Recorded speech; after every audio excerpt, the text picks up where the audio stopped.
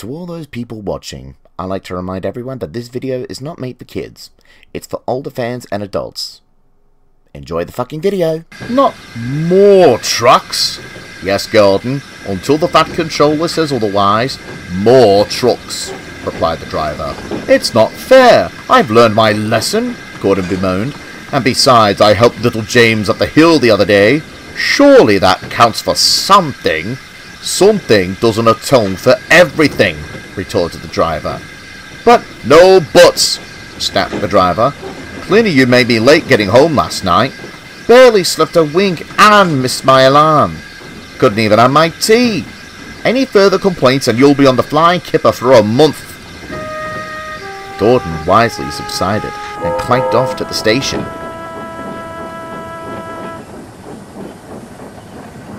A long line of trucks stood at the platform. As Gordon backed down onto the train, Percy puffed up. Be careful with this lot. I don't think their axle boxes have been oiled in a while. Driver disagrees, but... Well, there you have it, interrupted Gordon. Your driver clearly knows better, Percy. Now, if I must pull trucks, let me get on with it. With an indignant whistle, Gordon snorted out of the station. Don't say I didn't warn you, smirked Percy. Gordon's mood didn't improve out on the main line. Can't even pull a fast goods train, can I? He grumbled, whooshing and huffing. We get out with that, laughed the trucks, and they bumped him hard.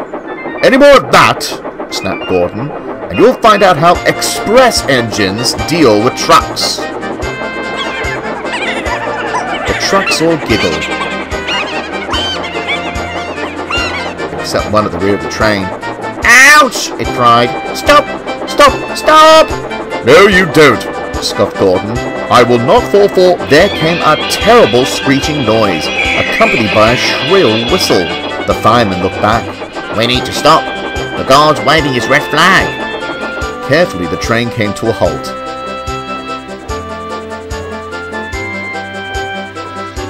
The crew ran back to the brake van.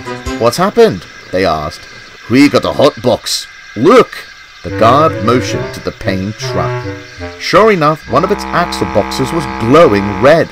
That's not all, sighed the fireman. Look where we stopped. The last few trucks were fouling the level crossing, and cars were already lining up. Bother! Gordon huffed. Now what will we do? It was then that the driver noticed a nearby home. Just a minute, he smiled, and ran to the front door. Moments later, he returned with a kettle full of tea. I know you missed it this morning, groaned Gordon, but now is not an appropriate tea time. It's not for me, laughed the driver. Watch.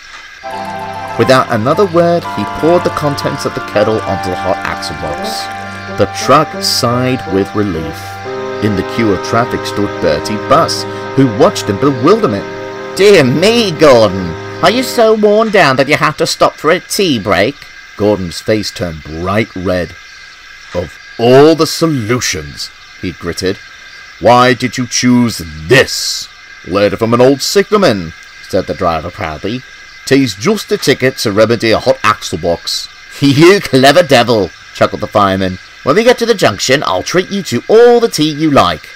We need to get to the junction first, said Gordon, and not a word about this. Thomas will never let me hear the end of it. He's right, lads, said the guard.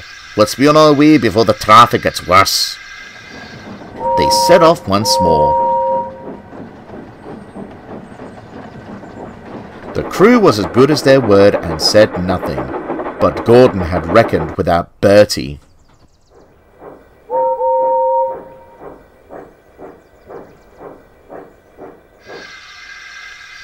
Good gracious, Gordon, chuckled Thomas. First you smell of ditch water, and today it's, what, English breakfast? No, Thomas, interrupted Bertie. You're wrong. Gordon's more of an Earl Grey engine. Both tank engine and bus roared with laughter. Gordon, the big engine, fumed silently away.